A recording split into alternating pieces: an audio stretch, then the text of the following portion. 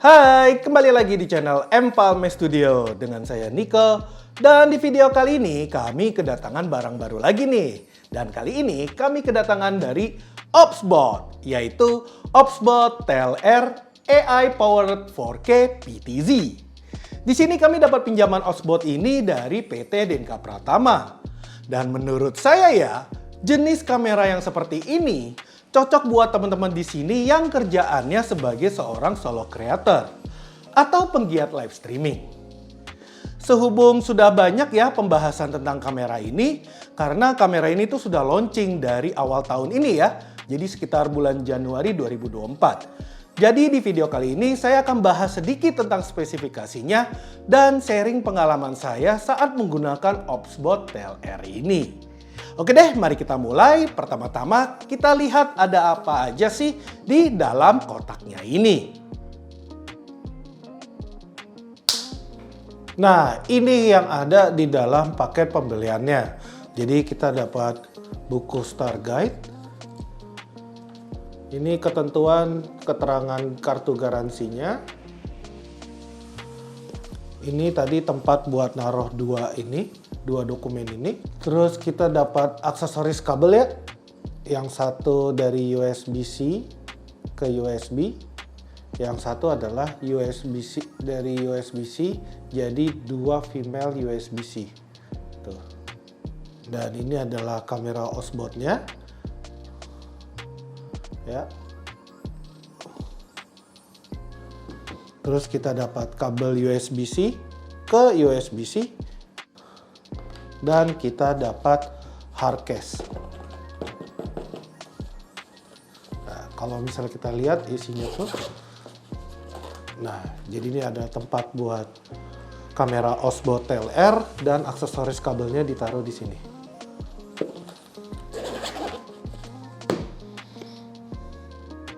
Body OpsBot TLR ini bisa teman-teman lihat ya, bentuknya tuh mirip sekali seperti kamera webcam. Tapi dia memiliki motor gimbal di atasnya. Dan berat bobotnya di 345 gram. Kalau kita lihat pada bagian lensanya, di situ tertulis 23 mm f1.8. Yang berarti focal length-nya itu ekuivalen di kamera full frame di 23 mm. Dan bukaan lensanya itu statis ya di f1.8. Untuk ukuran sensor yang disematkan di kamera ini 1:1,8 inci dengan 8 lensa yang membuat hasil distorsi gambarnya itu minim. Motor gimbalnya ini hanya terdapat 2 aksis, jadi cuma bisa panning ke kanan kiri dan tilt ke atas ke bawah. Cuma panningnya ini tuh tidak bisa 360 derajat mutarnya, hanya bisa 150 derajat ke kanan dan ke kiri saja. Sedangkan tilt ke atas ke bawahnya itu hanya bisa 90 derajat. Tapi tilt ke bawah 90 derajat tuh mau ngapain? Yang ada gambarnya juga gelap karena yang disorot malah bodinya di kamera. Pada bagian bawah lensa itu terdapat lampu indikator untuk mengetahui mode apa yang lagi dijalankan oleh OpsBot ini. Di bawahnya itu terdapat tulisan OpsBot dan terdapat 4 buah lampu indikator untuk keterangan baterainya. Kalau kita putar ke kiri, terdapat slot micro SD card dan port micro HDMI. Untuk slot micro SD card-nya ini support untuk kapasitas up to 512 GB. Lalu di bagian belakang terdapat tombol power, kemudian di bawahnya ada port USB-C yang multifungsi. Jadi bisa buat ngecas kalau misalnya kita colok ke stop kontak, atau bisa buat mengontrol kameranya lewat PC. Itu pakai aplikasi OpsBot Center. Jika teman-teman membeli aksesoris yang USB-C convert ke Ethernet, originalnya yang punya OpsBot, USB-C-nya bisa dikoneksikan dengan jaringan internet yang menggunakan kabel LAN. Tidak hanya itu, nanti juga bisa menggunakan fitur NDI apabila sudah memiliki Activation License Key-nya. Lalu yang di sebelah kanannya terdapat lubang. Wow, ada lubang! Ini pertama kalinya saya lihat ada webcam yang punya lubang port audio jack ukuran 3,5 mm seperti ini. Yang berarti kita bisa sambungkan mikrofon kamera kita ke webcam ini. Nah, yang terakhir pada bagian bawah itu terdapat mounting screw seperempat. Biasanya ini buat dipasangkan ke light stand atau tripod. Lalu di bawahnya lagi, ini terdapat 10 pin yang fungsinya ada aksesoris docking tambahan yang bisa dipasangkan ke Opsbot TLR ini. Contohnya aksesoris Rotation Playmore Combo yang katanya bisa support Opsbot TLR ini untuk dapat berputar 360 derajat. Dan di dalamnya itu ada power bank-nya, jadi dapat menambah durasi daya tahan baterai di kamera ini. Normalnya Opsbot TLR ini dari cas penuh dia tuh bisa merekam sampai 90 menit durasinya dan itu sampai baterainya mati. Tapi dia nggak ada record limit ya, dia recordingnya bisa unlimited selama baterainya ada dan memorinya tidak penuh. Untuk resolusi perekaman kamera ini itu sudah up to 4K 30 fps. Dan bitrate-nya jika di kodek H264 itu sebesar 100 MB.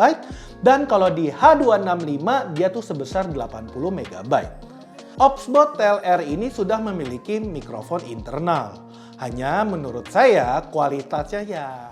Oke, ini adalah hasil kualitas audio apabila saya menggunakan mikrofon internal dari kamera Opsbot TLR ini.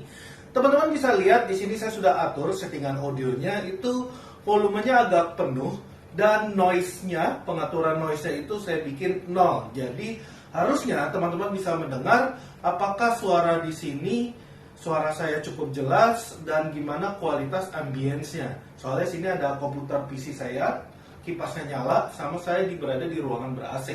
Apakah teman-teman bisa dengar ambience-nya?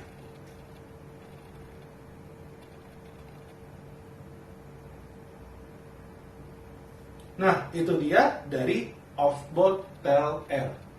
Nah, mari kita coba bandingkan dengan kualitas audio apabila saya menggunakan mikrofon eksternal. Ini dari Rode Wireless Go yang saya sematkan di kerah baju saya. Tuh, teman-teman bisa dengar ya. Di sini saya juga akan tunjukkan settingan audio di smartphone saya di aplikasi Opsbot Star. Teman-teman bisa lihat kira-kira kayak gini loh kualitas audionya. Saya berada di ruangan yang sama, apakah ambience-nya juga terdengar?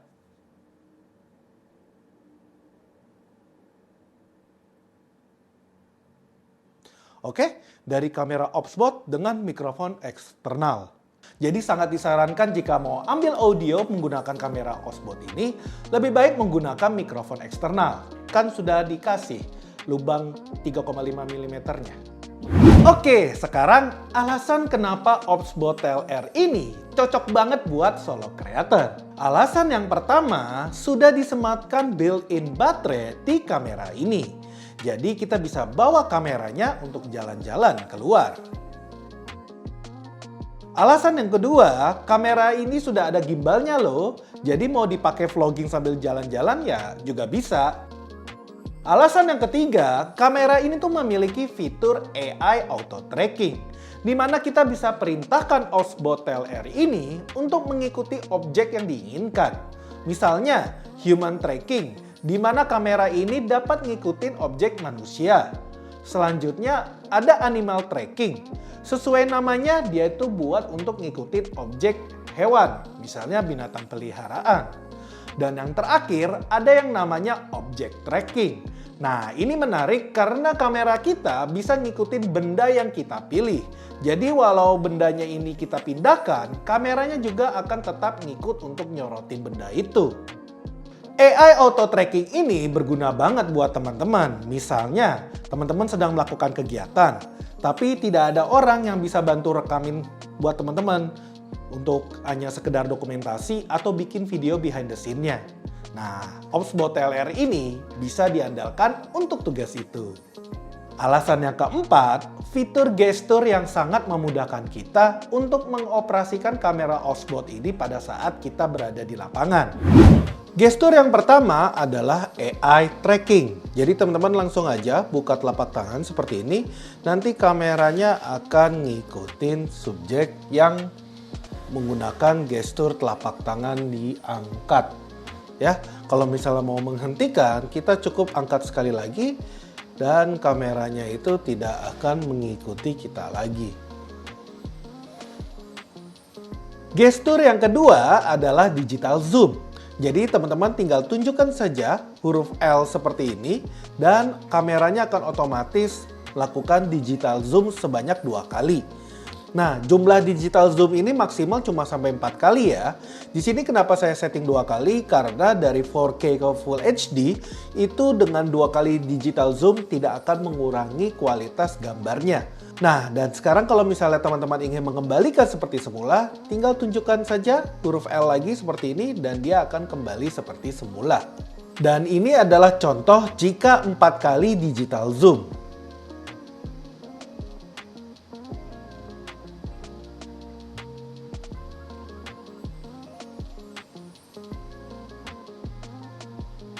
Gestur yang ketiga adalah dynamic zoom. Jadi teman-teman langsung saja buka huruf L sama huruf J. Terus kalau misalnya kita buka, kita bisa atur nih zoomnya. Mau segini, atau mau kurangi dikit, atau misalnya mau zoom banget, itu bisa. Nah, jadi kalau misalnya teman-teman mau lebih fleksibel zoomnya, tinggal buka saja tangan seperti ini. Kita buka lagi untuk zoomnya, dan kita tutup sampai dia wide. Kalau misalnya sudah selesai. Dan gestur yang terakhir, yang keempat, kita bisa memerintahkan kamera off-spot ini untuk memulai recordingnya. Jadi kita tinggal tunjukkan saja tanda seperti ini. Nah, sekarang kita sudah terekam di kamera off-spot PLR. Dan untuk mematikannya, tentu saja kita tinggal tunjukkan lagi bentuk seperti ini. Selanjutnya, alasan kenapa Off-Spot PLR ini juga cocok banget buat para live streamer. Alasan yang pertama, output dari Off-Spot ini banyak opsi. Teman-teman bisa sambungkan kamera Off-Spot ini ke PC, itu bisa lewat UVC, yaitu pakai kabel USB kayak webcam. Dan bisa juga melalui kabel HDMI. Jadi kan tadi ada ya, port kabel micro HDMI-nya. Jadi dari kabel micro HDMI itu HDMI bisa disambungkan ke video capture, terus kita bisa masukkan ke PC kita. Dan yang terakhir ada lewat jalur NDI. Jadi di sini kalau misalnya teman-teman sudah membeli aksesoris converter dari USB-C ke Ethernet dan sudah beli license activation key-nya, nah fitur NDI-nya bisa dipakai di kamera ini.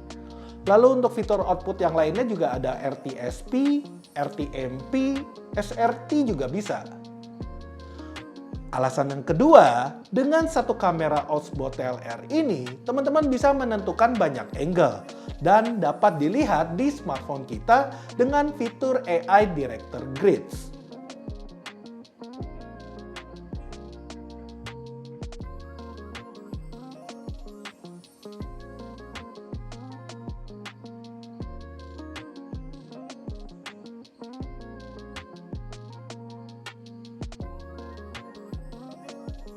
Alasan yang ketiga, jika teman-teman streamer yang biasa pakai Stream Deck, ya kamera Off-Spot ini juga bisa dikendalikan melalui Stream Deck. Nanti teman-teman tinggal install aja plugin Off-Spot untuk Stream Deck-nya di marketplace. Tentunya ini gratis.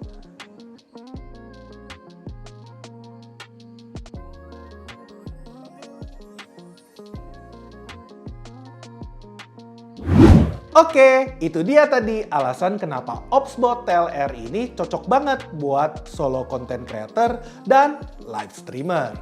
Sudah kualitas gambarnya sudah kekinian ya, di resolusi 4K 30 fps, AI trackingnya juga cukup baik. Bisa stick untuk ngikutin target objeknya. Lalu opsi-opsi outputnya yang disediakan sudah banyak. Paling kelemahan yang saya temukan dari Off-Spot PLR ini apabila pakai AI trackingnya. Jadi kalau misalnya ditargetkan ke orang yang menggunakan pakaian seragam, kadang saat targetnya itu lagi balik badan, trackingnya tuh bisa lari ke orang lain yang pakai baju seragam yang sama. Nah, mungkin bisa nih Opsbot akalin dengan tambahin fitur Face Priority yang biasa ada di kamera mirrorless Sony kalau nggak salah. Jadi, walau nanti berhadapan dengan banyak orang yang berseragam, trackingnya tuh tetap bisa fokus ke wajah yang sudah terdaftar. Terus kelemahan lainnya yaitu tadi sulitnya memasukkan micro SD card ke dalam Opsbot TLR ini. Sama pas kami coba pakai untuk live streaming sekitar beberapa jam di ruangan ber-AC, Opsbot TLR ini jika dicek suhunya itu bisa sampai 39 sampai 40 derajat. Jadi cukup hangat ya jika dipegang. Sebenarnya ya, fitur kamera Opsbot ini tuh masih banyak sekali. Teman-teman bisa cek fitur-fitur lainnya di website resminya. Tapi apabila teman-teman ada pertanyaan atau request tentang Opsbot ini, langsung saja tulis di kolom komentar di bawah.